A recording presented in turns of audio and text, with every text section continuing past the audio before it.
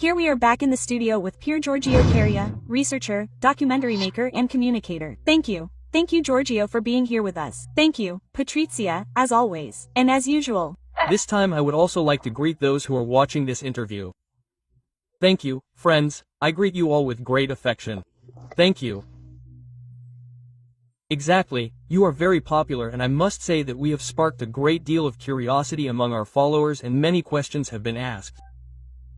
A pandemic of curiosity. A pandemic of curiosity, which is the best thing. Exactly. Okay, good. As we said, now we will talk about karma and reincarnation. I am very curious and I would like to ask you, as a scientist, as a researcher, and therefore if you can give us a general overview of reincarnation, but above all also of karma, which is a topic of great interest, and also understand what the true and effective mechanisms of karma are. Yes, Patrizia. So,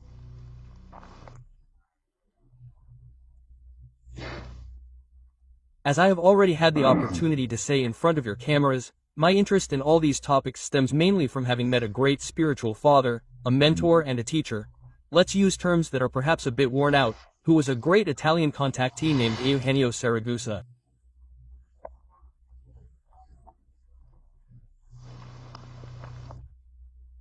And who brought to me then, now a young 28-year-old, answers to questions that I had been asking myself since I was a child, which are the so-called eternal questions of man. The meaning of life, what is death, what comes after death, why do we exist, who is God, where is he, and so on, and so forth, and so forth. I also sought this by studying science on my own, reading books by Freud, Fromer, Jung, Einstein, and so on, and so forth, without ever falling into mysticism at that stage.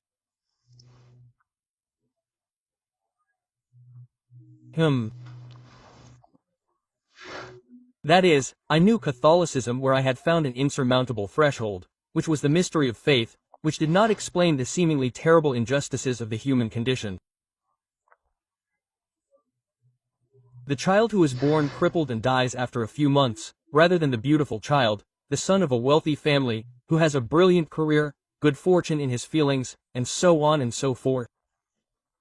Yes, yes. Everything was dismissed with a small and unacceptable mystery of faith. But not even science gave me the answers, not even about illness. In fact, I was already a bit fixated on the aspect of health. Because I had been traumatized as a child by the first time I discovered that people died. I mean, this thing scared me a lot because I thought I was born for this purpose. Well, now we have solved the problem. Well, while I was studying, I bought scientific journals that at the time could be purchased at a normal newsstand. There were several, but science, instead of giving me answers and comfort, left me with a sense of fear. A sense of helplessness with respect to the suffering of man in illness. Yes. That is, I understood that science did not have the answers or even the solutions to the problem of health. And so I was a bit lost, a bit bewildered. Then, of course, for the young Garo, in the end I dissipated this bewilderment in the typical revelry of the young. Until I met Eugenio, to whom I went more out of curiosity than because I believed that he was telling the truth, but I was intrigued by the hypothesis that there really could be a man who spoke with people from other worlds. I was quite intrigued because I was skeptical, because in my naivety at the time I said to myself, well, if someone speaks with aliens it would be the news of the century, all the news programs, all the newspapers should talk about it, I mean it would be the biggest news in the history of humanity. Since I hadn't heard anything about it on the news, or in the television magazines that I followed, I liked them. I remember old programs like TG Luna, and there's another one, there was, I don't remember the title exactly, but it had a number 7 and I liked watching them, these programs. I mean, I hadn't heard of contactees, so I went to Eugenio with the idea that it was a mythomaniac. Yes.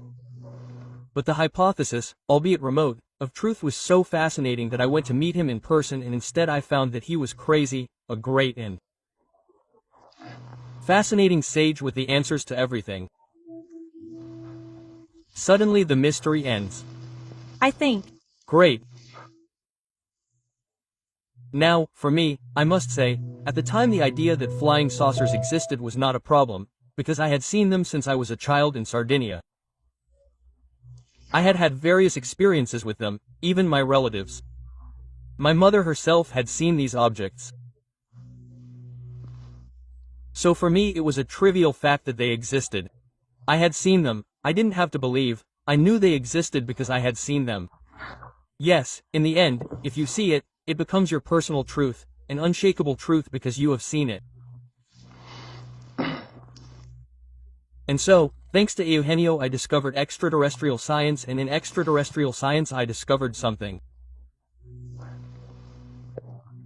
crazy, in its simplicity and obviousness. How can I, if I am a religious person who has faith and believes in God, accept that the Spirit, that is me, is a belief? I know I exist just like you do. We exist, we are here. Now, if I am an atheist, I am the body, but if I am a religious person, I am the body with the spirit inside. Question: how can a religious belief give rise to a scientific entity like the body? This is what the extraterrestrials were saying. So there is no such thing as religion, ergo, religion is the science of the spirit.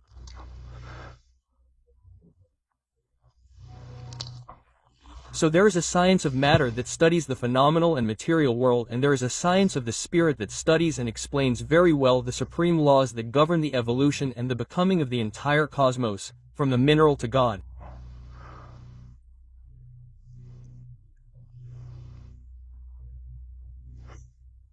It can only be science, because the fact that a spirit is inside a body, that it is a scientific entity, the body is a perfectly organized structure, among other things with processes that our science is still unable to replicate. We are unable to build a cell, we can duplicate it, manipulate it, but to build a cell, I don't know. Perhaps in some super advanced laboratory they are succeeding, with what results we do not know, but in fact, even if it were, it would be a very recent conquest. Sure. So the extraterrestrials explain, it's not silly. The whole thing can only be explained by science, not by religious beliefs. Yes. So this idea was shocking to me, that is, human life is not regulated by laws that impose certain things on us only in the immanent, that is, in the physical, in the visible, but it is regulated by laws above all in the invisible, in the realm of very great energies. Here, we still do not have instrumental access, as we did 3 centuries ago. We did not have access to electromagnetism or infrared or ultraviolet rays. They were not there, they did not exist, they were an unknown realm. Today, thanks to the evolution of science, not only do we know that they exist, we use them to create technologies. Sure. So this speech that Eugenio gave me was extremely shocking to me and at the same time wonderful, that is, it put logical order in the universe and therefore also within me. Sure. And so these beings not only said this, they even arrived in a society where an imbalance is created in one of the two aspects, either material or spiritual, those societies regress and self-destruct. Look at what's happening to us, where we have an excess of material science compared to a virtual absence of spiritual science. We have religious beliefs, but they are debatable, unprovable. Yes, science, on the other hand, is the repetition of a given phenomenon in a laboratory. At which point I have an idea, Patrizia. Well, the repetition of a given phenomenon in a laboratory, if we assume that the laboratory is planet Earth, is a historical fact of human beings. Human beings in all their aspects, in all their races, in all the millennial time of their history, in whatever condition they may be, social,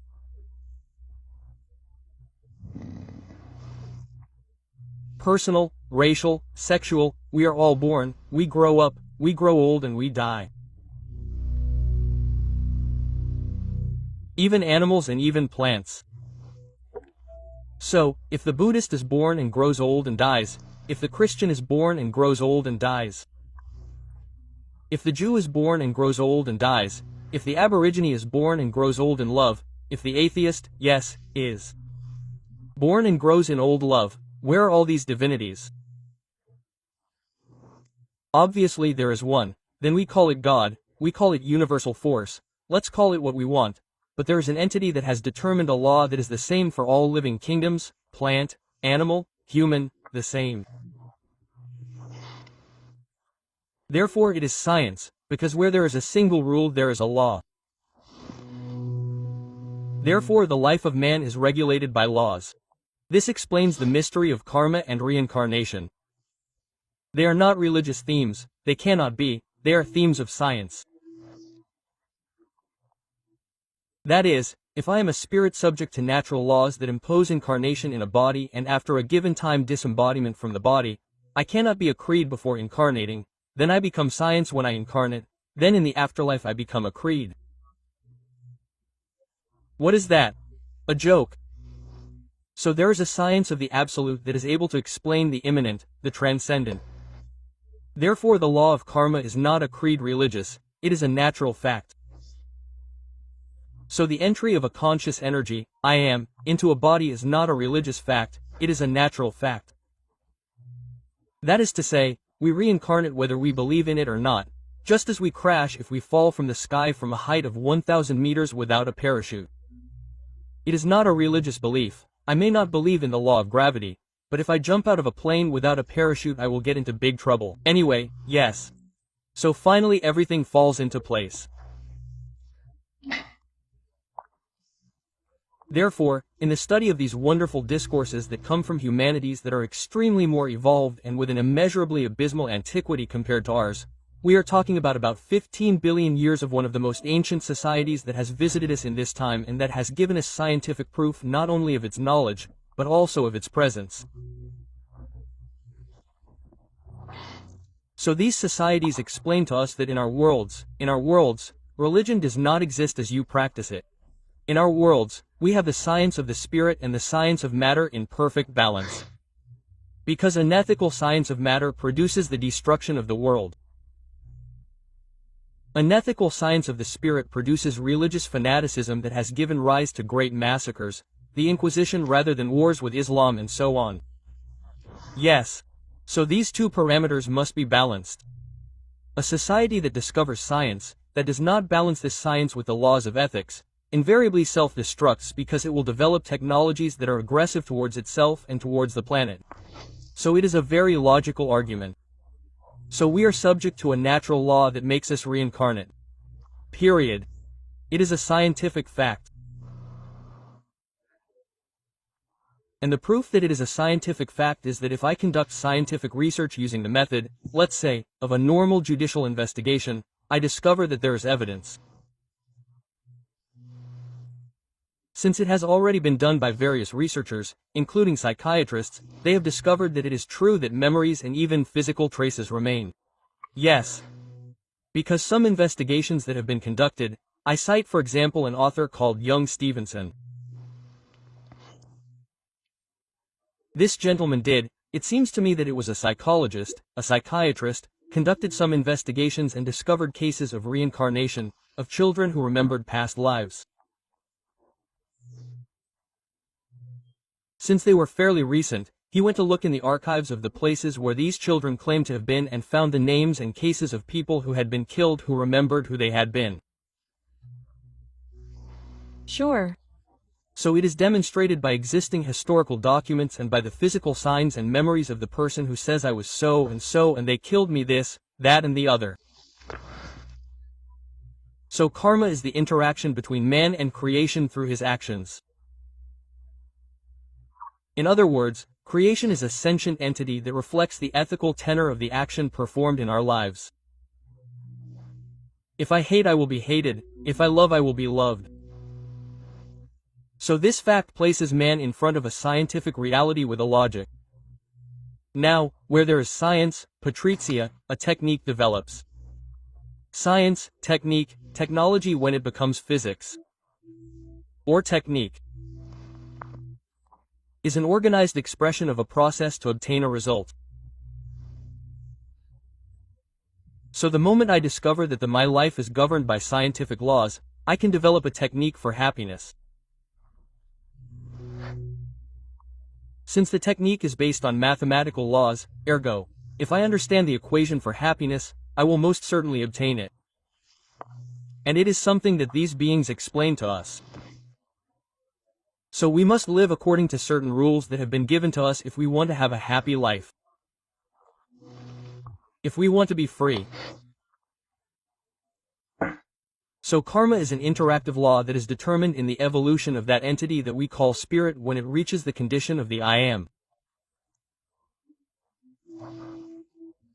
Now, if you want, we can delve deeper into this, and I would close the discussion of karma and reincarnation here, remembering one thing: Christianity.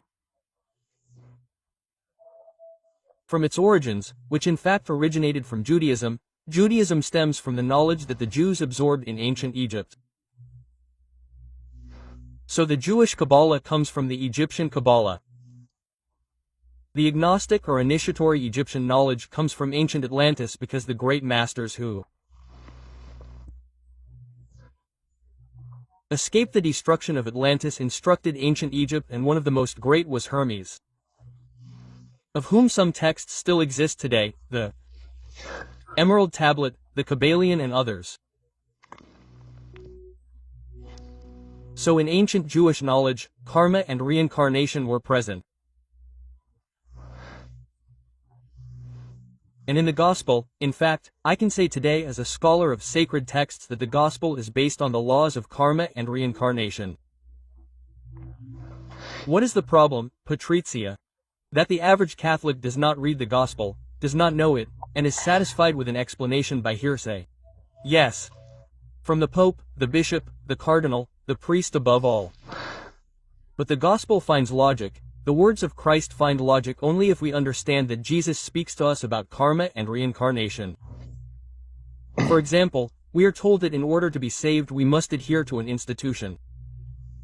That is enough to be saved. It is not true. If I read the Gospel, it is not written anywhere. When Jesus speaks to the elect or speaks about the elect, he says that the elect will become such thanks to their actions, their works. Feed the give drink to the hungry, clothe the sick, visit the imprisoned and the sick. It doesn't say that one is elected, that is, one becomes a citizen of the kingdom through belonging to a religious belief. It doesn't, of course. Unless the institution says, well, in fact, we don't give a damn about Jesus Christ. Well, they haven't said that yet, fortunately. So Christ hinges the gospel on two natural laws. Christ was not a religious person. Christ was a layman, by the way, whose death was desired by the priests of the time at the hands of the Romans, but it is the high priests who want Christ's death. And Christ was the son of a carpenter and a young woman named Mary. He was never a priest, he never heard confessions, he celebrated the Last Supper, which is communion, but communion is communicating community, it is not taking the host. He broke the bread and gave the wine, but the bread and the wine are the goods of the earth. Perhaps it is just that the Lord wanted to say, share the goods of the earth fairly. He who represented the solar logos and the 12 tribes of Israel represented humanity. So the Son says to man, share equally the food that I, the Son, give you. Communion, community. Community, assembly. Assembly in Greek is called ecclesia. So the church is not a temple made of bricks with tiles. The church is me, you Alexander. We are the church. If there is no man, there is no value. So we must review all these things, because in this way we find logic in the apparent injustice of the world, in the so-called mystery of faith, which is nothing other than ignorance of the science of the Spirit.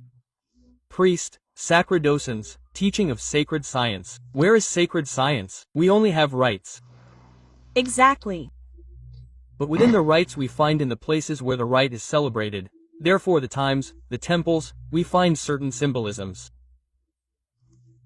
Because the most holy thing that the priest lifts up with the large consecrated host inside is a sun. Because in thee is there a sun in the tabernacle? Why is the host round instead of square, hexagonal, or triangular? Why is it round? Because the sun, the solar log.